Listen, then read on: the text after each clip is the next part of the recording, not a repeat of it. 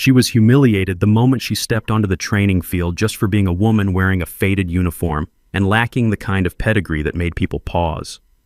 Women here fall into two types, the ones who quit and the ones we use for target practice, the commander said flatly in front of the assembled troops. Her gear was stolen, her weapons sabotaged, and the laughter that followed cut deeper than any wound. Go home and teach yoga, they told her, as if ambition were something she had stolen rather than earned. When she slipped into the mud on Thunder Rock's most brutal course, they live-streamed the moment laughing like they'd just killed a dream. None of them knew that same woman would save them all before the night was over. She left that field with mud caking her boots and bruises throbbing along her ribs. The Texas sun was merciless as she trudged toward the barracks, ignoring the stares that followed her. Even the wind seemed to carry whispers of her failure, swirling hot dust around her ankles. The humiliation weighed on her shoulders like a pack loaded with too many regrets, but she forced her spine to remain straight and her gaze forward. She was Serena Hayes, 32 years old, with no family ties to boost her reputation. Her acceptance into Thunder Rock had been based solely on her stellar record in survival and hand-to-hand combat, yet none of that seemed to matter here.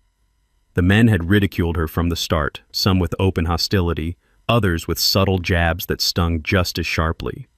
But she could still hear her father's voice in her mind, soft and insistent, reminding her that real strength seldom wears a flashy exterior.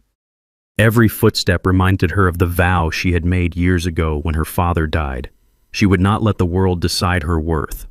She would never back down because of someone else's scorn. Inside, frustration sparked, but she did not let it turn into rage. Instead, she latched onto the tiny ember of resolve in her chest. When she finally reached her bunk, she found the lock on her footlocker broken. Items were strewn about, personal letters dumped on the floor like trash.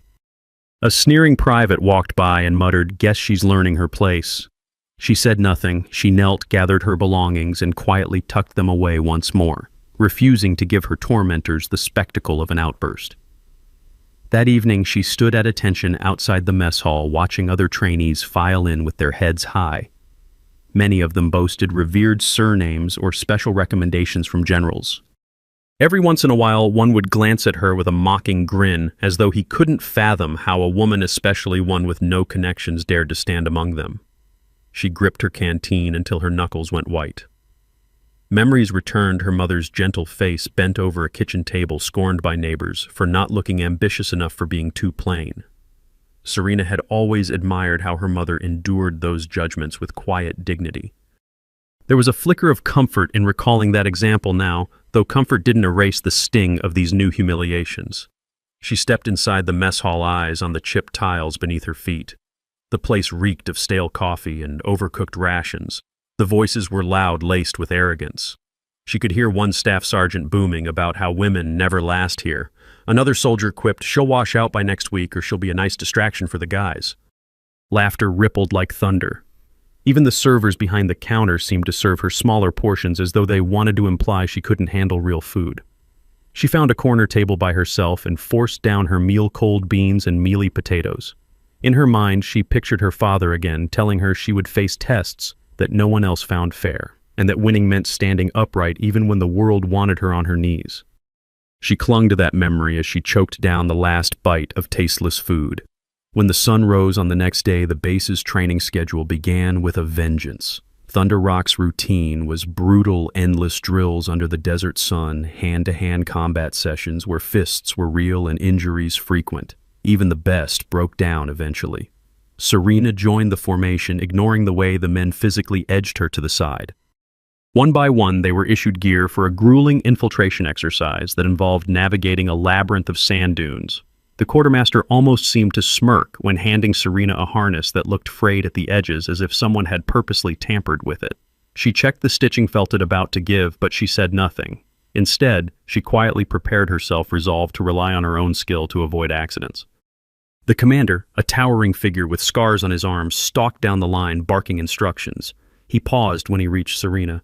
"You've got something to prove," he declared, voice resonating across the rows of trainees. "Don't expect mercy." A ripple of smug satisfaction coursed through the crowd. Serena squared her shoulders, refusing to react. A harsh whistle started the run, and she set off into the desert, vaulting low walls and crawling under barbed wire. The heat slammed into her like a mallet, making sweat pour down her back. She pushed through it, muscles straining. A mocking voice behind her spat, "Slow down, princess, or you'll faint." She ignored him. Another one tried to trip her, but she regained her balance with a swift pivot. Every step was a statement of defiance. By the time she reached the final checkpoint, a steep dune that towered over the course, her lungs were burning. Men were sprawled around, panting or guzzling water. She scrambled up, harness digging into her waist. She heard a snap. The harness tore, sending her lurching backward. She landed hard, rolling down the slope, sand scouring her skin. Laughter erupted from above. "Guess that's what happens when you bring a girl to do a man's job," someone called. She clenched her teeth, forcing herself upright, ignoring the pain, mind racing that harness had been rigged. She cursed under her breath, determined not to give them the satisfaction of quitting. As she climbed again, she thought of her mother's worn hands pushing dough through every difficulty, her father's unwavering lessons. Those memories fueled each pull, each gasp for air until she finally summited the dune. By then, the official timing had ended. She was the last to finish. Everyone saw it as a colossal failure, but she saw it differently. She hadn't backed down. In the following days, the hostility from her squad mates intensified. They'd leave her bunk disheveled after she tidied it. They'd tamper with her training weapons so that the rifle's sight was always off by a fraction. She suffered scrapes and bruises during group drills when friendly fire found her more often than was believable. A few sympathetic looks came her way from younger recruits, but they were too afraid to show actual support. Once she overheard them whispering, "If you side with Hayes, you'll become a target too." And so she endured in solitude. The nights offered no true rest. Under the single dim light in the barracks, she'd sometimes catch her reflection in a broken mirror, her face streaked with dirt, her eyes heavy with fatigue. She studied herself, not with vanity, but with the silent question, was it all worth it? And she always answered with a firm yes. She refused to be whittled down by the daily grind. Instead, she kept practicing. Late at night, she'd run covert laps around the perimeter, pushing her endurance. Before dawn, she'd practice holds and grapples in the deserted wrestling mat area, going over every technique that had once made her unstoppable in local competitions.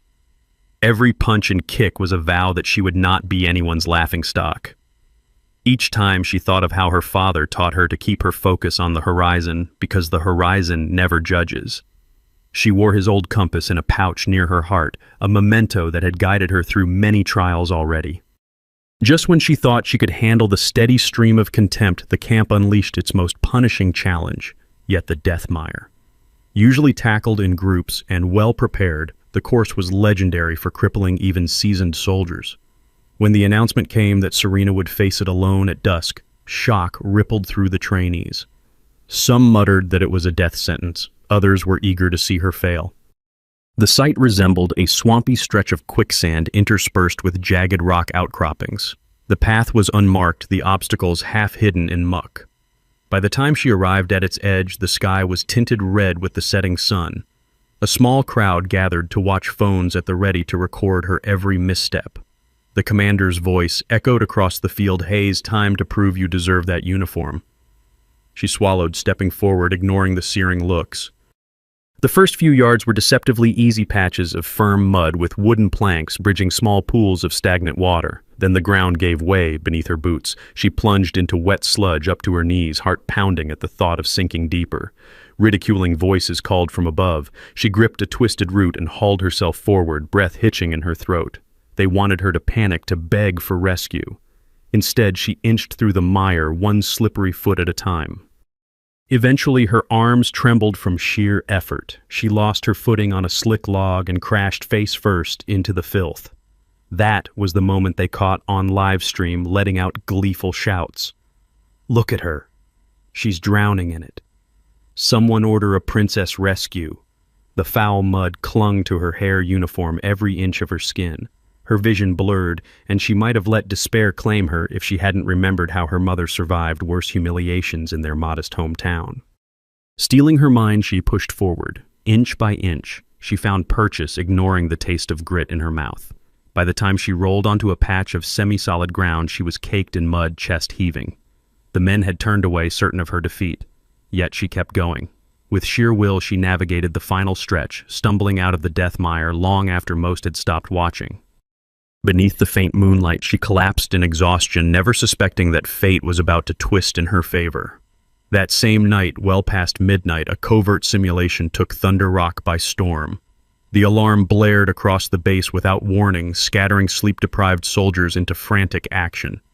Outside floodlights swept the desert as squads raced to secure positions. Over the base loudspeaker came a clipped announcement: Thunder Rock is under simulated hostile takeover. All units prepare for infiltration.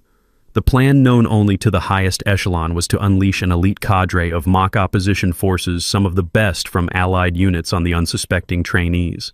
Almost instantly, communications jammed, squads got separated, and confusion spread like wildfire. Lights flickered across the compound.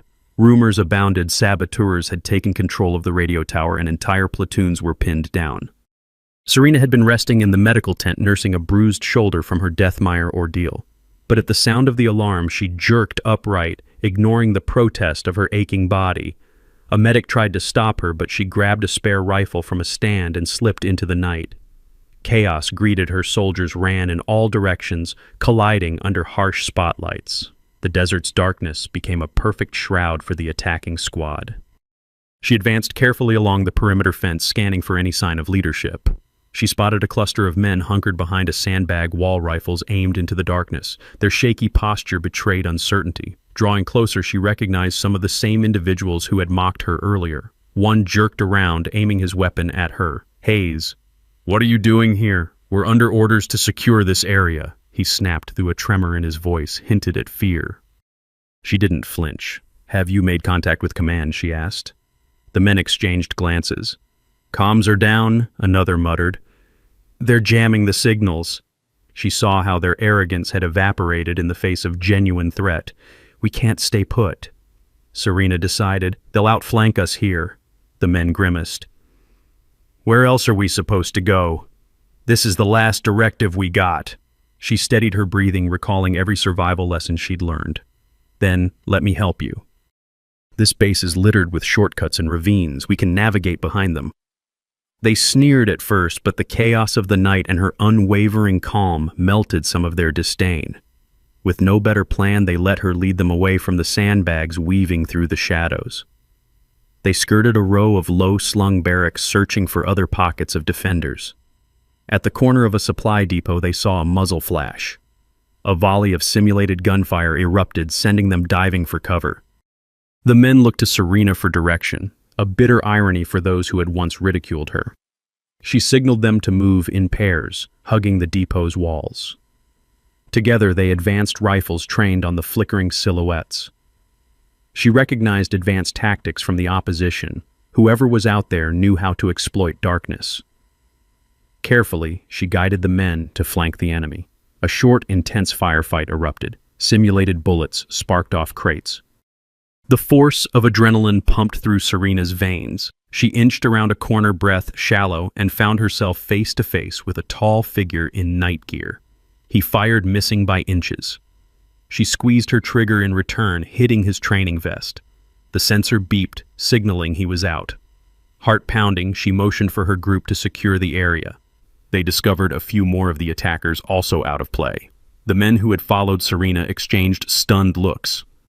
One murmured, "How did she know where they'd be?" She offered no explanation. Her father once told her that cunning is shaped by adversity. All those humiliations had sharpened her instincts. They pressed on, collecting a few scattered soldiers, some wounded, others disoriented. Each time Serena quietly took charge, giving directions, stabilizing morale. At any other moment she might have reveled in the irony, but tonight she was too focused on survival. Their goal was to reach the command center, which rumor said was compromised. Halfway there, they stumbled upon a cluster of recruits pinned behind an overturned jeep. One recognized Serena and scowled. "Haven't you caused enough trouble?" "They're everywhere," he gasped, pointing to the night shadows. She ignored the jab. "We can't stay here. Let's move together," she said, scanning the area. She recalled the base's layout from countless nights studying the map. An idea formed, cut through a dried-up irrigation channel that ran parallel to the main courtyard. She motioned for everyone to follow her. Some hesitated, but a few men she'd already guided nodded, vouching silently for her leadership. One by one, they crept through the channel boots, scraping against the dusty floor. The darkness was nearly absolute, but Serena had grown adept at controlling her breath and picking out faint outlines in the gloom. She heard a distant buzz of generators failing, saw the flicker of the base light stuttering overhead. The infiltration was working too well. Thunder Rock's chain of command was in tatters. Eventually, the channel led them behind a building near the command tower. The small group huddled in the shadows, hearing voices. The tension was electric. At the tower's entrance, a cluster of enemy operators blocked the way, scanning the area with specialized night vision gear. Serena's group was outnumbered, but their advantage was the element of surprise. She worked quickly, instructing them to split into two teams. One team would draw fire from the left while she led the other from the right. Normally, the men would question her orders, but the night had transformed them. They needed results. Within seconds, a barrage of simulated gunfire erupted from the left flank. The opposition returned fire, momentarily distracted. Serena and her team sprang from the right, converging fast. Shots lit the darkness like lightning. She saw muzzle flashes, heard men shouting. The confrontation ended with several enemy operators down and the rest retreating. When the corridor cleared, she gestured her group forward, heart hammering but mind steady. Inside the tower, red emergency lights cast everything in a ghastly hue. Alarms blared at intervals.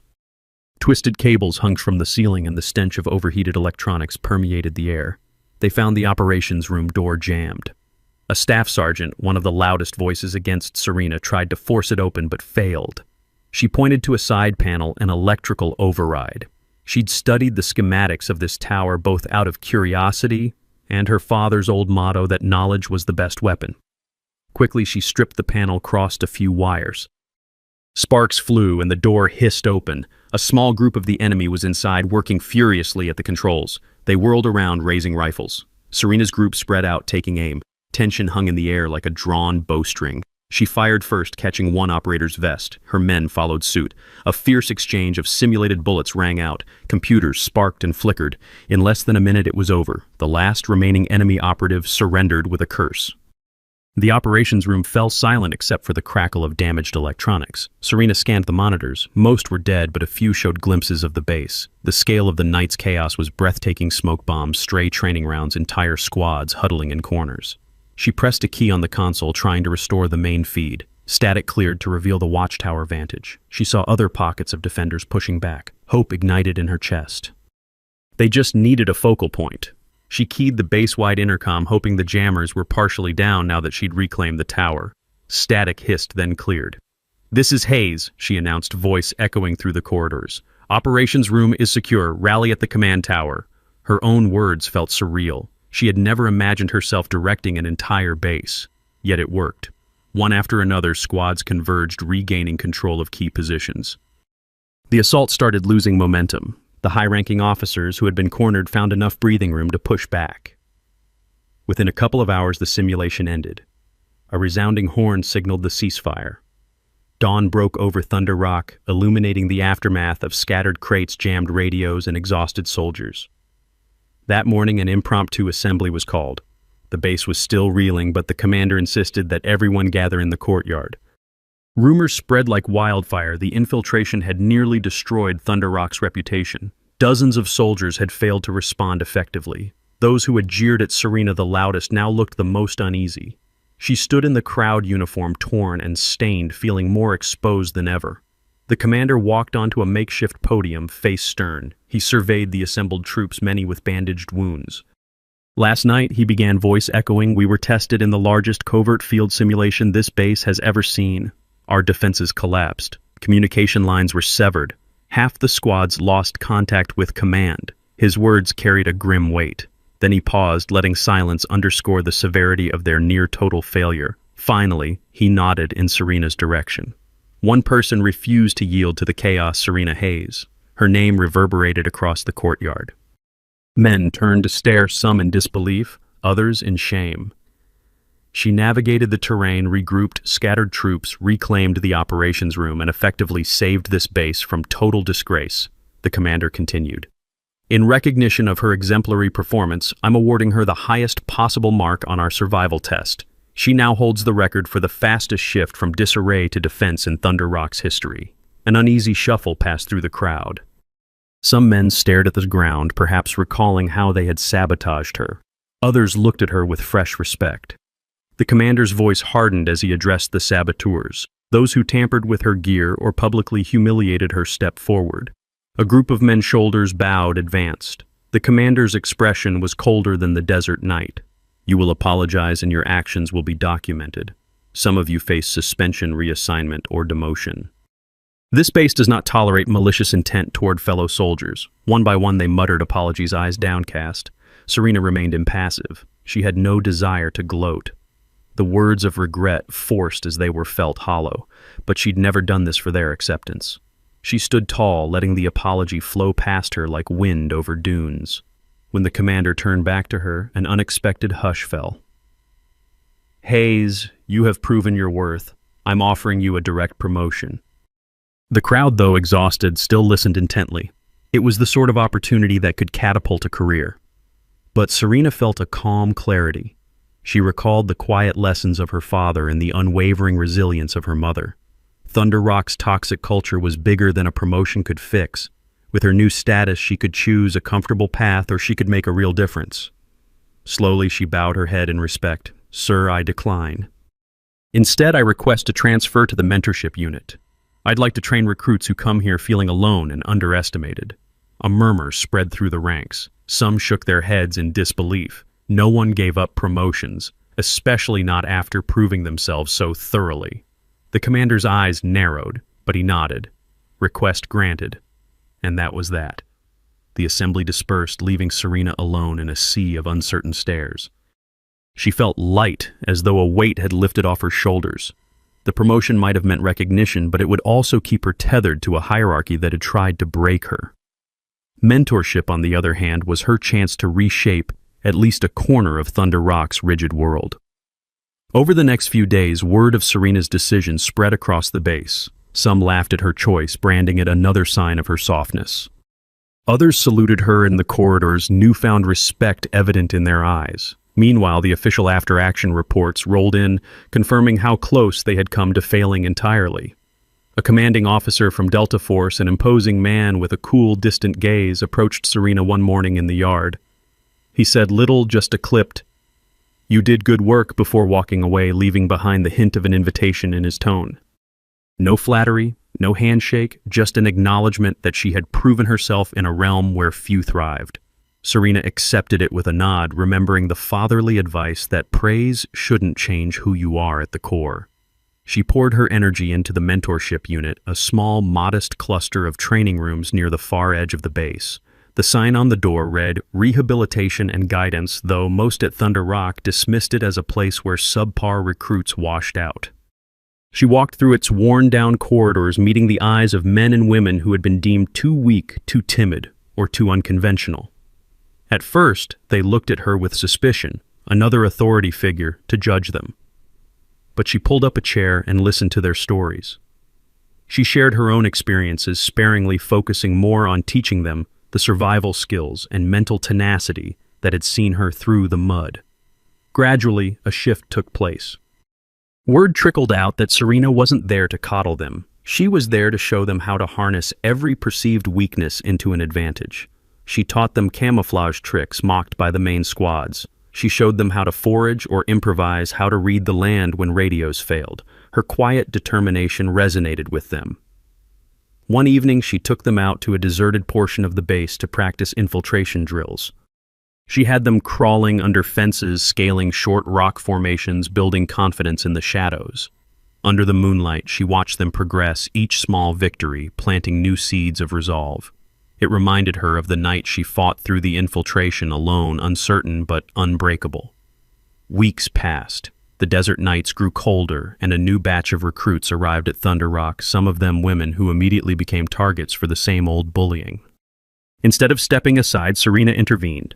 More than once, she found herself confronting men who wielded rank like a weapon. Even those who had once apologized to her seemed not to have fully changed, but she held her ground. Her posture alone was often enough to silence them because her exploits in that covert simulation had become part of the base's lore. Rumors said she had single-handedly subdued entire squads, Others whispered she was unstoppable in close-quarters combat.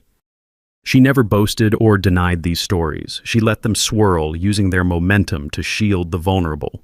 Occasionally, she'd see a pair of recruits, one male, one female, training side by side without the usual disdain. It was a fragile sign of progress, a fragile hope that perhaps the culture could bend. Near the end of her first mentorship cycle, she decided to lead a small group on a final exercise through the southwestern desert. They would test navigation resourcefulness and, most crucially, self-confidence. The group consisted of 5 recruits, including one young woman named LaRue, who had nearly quit her first week. Serena took them by truck to a remote corner of the base's training grounds, then ordered them out, handing each a map and a small radio.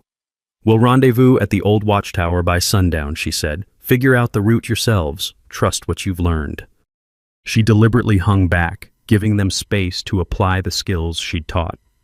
For a while, she observed from a distance, watching them manage small challenges, crossing a shallow ravine, spotting vantage points, coping with the scorching sun. A surge of pride warmed her chest. This was the quiet impact she had chosen over a uniform studded with new stripes. By nightfall, they all made it battered but triumphant. LaRue was the last to arrive, face streaked with dirt, but a fierce grin on her lips. "We did it." The young woman breathed, a sparkle in her eyes. "We really did." Serena nodded, feeling that old ember of satisfaction. The recruits set up a small camp, sharing water and bits of rations, relaxed in a camaraderie that defied the base's usual tension. Serena recalled the lonely nights she'd spent bandaging her injuries alone. She promised herself she would do all in her power to ensure no one else felt that level of isolation again.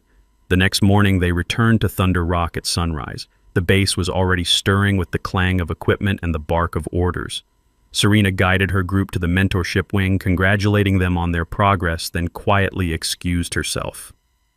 She wandered past the main courtyard, where a large bulletin board displayed postings of honors and disciplinary actions. She saw her own name up there, highest survival score, all-time record, Serena Hayes. A wave of memories washed over her, the mud, the sabotage, the infiltration that changed everything, and that final morning of forced apologies. She touched the bullet hole in her faded uniform, one of many reminders that nothing had come easy. Gazing at the board, she wondered whether her success would ever pave a gentler path for those who followed, or if Thunder Rock was doomed to remain an unyielding fortress of arrogance. Her mother had once told her that change moves slowly, like a hidden river carving rock. Perhaps all she could do was be that unceasing current, wearing down resistance, one day at a time. Late that evening, she made her way back to her barracks, exhausted from training and reflection. The corridor was eerily quiet. She paused by her bunk, remembering how, not too long ago, she'd found her belongings trashed, her bed turned inside out. Now the space was largely undisturbed. She sensed that most men still didn't fully accept her, but they no longer dared to mock her outright. She set down her gear bag and caught a glimpse of herself in the mirror, mud-splattered boots, uniform frayed at the elbows, hair pulled tight in a no-nonsense bun. Her eyes looked older than before, lines of tension etched around them. But behind the exhaustion, there was a quiet pride and understanding of exactly why she was here. She lay down on the thin mattress, letting the desert wind rattle the window. She felt no elation over the record she'd broken. Instead, she felt a grounding sense of purpose. She was forging a space for those who, like her, had been told they didn't belong. Eventually, she drifted into a fitful sleep, dreaming of her father standing at the edge of a muddy trail, waving her onward. In the following weeks, the base routine resumed with new exercises designed to test the soldiers' ability to adapt. Few were as extreme as the infiltration that had rocked Thunder Rock, but tension lingered in the air. Some men still resented Serena's sudden rise in status, though no rank had actually been pinned on her collar. She was too strange a figure for them, a woman who refused promotions, who carried more grit in her silence than most carried in their boasts, and so she learned to navigate the small cruelties that remained. She'd enter the cafeteria, and soldiers would fall silent, refusing to make eye contact, or she'd pass 2 men whispering, then hear the word token. But she also noticed that a handful of recruits, some male, some female, watched her with cautious admiration. She saw in their eyes a flicker of hope, that they too might withstand the system's grinding gears. Little by little, the mentorship wing gained respect. A few officers faced with struggling recruits began referring them to Serena. They called it Hayes's Corner, a place where no question was too foolish and no background disqualified someone from learning. She took each new trainee seriously, forcing them to work harder than they ever had, yet tempering every criticism with guidance. Word spread about how she taught them to use what others mocked, like domestic knowledge or soft skills, to survive in extreme environments. It wasn't a sweeping cultural shift, but it was a ripple that began to widen. One night alone in the mentorship wing's small office, she received an unexpected visitor, a major from the upper echelons of command. He was lean, scarred, and exuded the kind of authority that made rooms go still. "Hayes," he said curtly, "they say you turned down a fast-track promotion. Any reason?" She knew better than to give a flippant answer. "I'm more useful here," she replied, gesturing at the stacks of training materials and the open notebooks full of recruits' progress logs. The major's gaze swept the room. "We're restructuring the program after that fiasco. We need more cross-functional leaders, people who can handle real crises. The door's still open if you want in." She felt a swell of conflicting emotions. Part of her was tempted. Commanding more resources might speed the changes she wanted. But she thought of her father's creed about not letting rank or uniform define one's value. Power was a tool, not an end. Gently, she shook her head. "I appreciate the offer, sir, but I'm doing what I believe in." The major seemed neither surprised nor offended. He simply nodded. "Understood. Keep at it then." He left as quietly as he arrived, leaving behind the weight of a choice she knew she'd have to make again and again. Did she want acceptance within the system, or did she want to keep reshaping it on her own terms? Days turned into weeks, and soon a new training cycle was poised to begin. Serena found herself at the same field where she'd once been humiliated, watching a fresh batch of hopefuls get their introduction to Thunder Rock's punishing environment. She saw in some of their faces that same spark of determination she once carried, and in others, a fear they tried to hide. The cycle repeated ridiculing remarks, scorn for the few women who had made the cut. Only this time, Serena stood at the sidelines, ready to intervene if things went too far. She wasn't naive. She knew prejudice wouldn't vanish overnight. But she also knew how swiftly a single determined soul could alter the outcome of an entire operation. She was living proof. As the recruits lined up for roll call, a wave of memory washed over her that moment when the commander first singled her out, announcing women here fall into two types. She inhaled deeply, letting the dusty desert air fill her lungs. She had set out to break that notion, and in many ways she had. Now it was her duty to ensure that none of these recruits faced the same loneliness she had felt. On the final day of that cycle, when the sun was at its zenith and the base was shimmering with heat, the commander assembled everyone in the courtyard. He delivered closing remarks, praising those who met the standards and scolding those who fell behind. Then he gestured to Serena, summoning her to his side. "Serena Hayes," he said, voice carrying far, continues to serve as a mentor to new recruits, forgoing personal gain to guide others. In my years here, I've rarely seen such dedication." The crowd was silent, the air charged with unspoken tension. Some recruits no doubt wondered how a woman so despised at first had come to earn this public acknowledgement. Yet Serena felt no prideful flush, only a steady resolve. When the commander handed her the microphone, she spoke simply. "A warrior doesn't need shining armor, only the courage to hold the line in the mud. If you've shown that courage, remember it. Don't wait for permission to lead." With that, she stepped back, returning the microphone. She caught glimpses of certain faces, especially the newer women. They looked at her like she was a beacon in the storm. That thought alone made every bruise and every humiliation worth it. If this story moved you like it, share it, leave a comment, and don't forget to subscribe to our YouTube channel for stories where silence holds more strength than applause, and true warriors don't wait for permission to lead.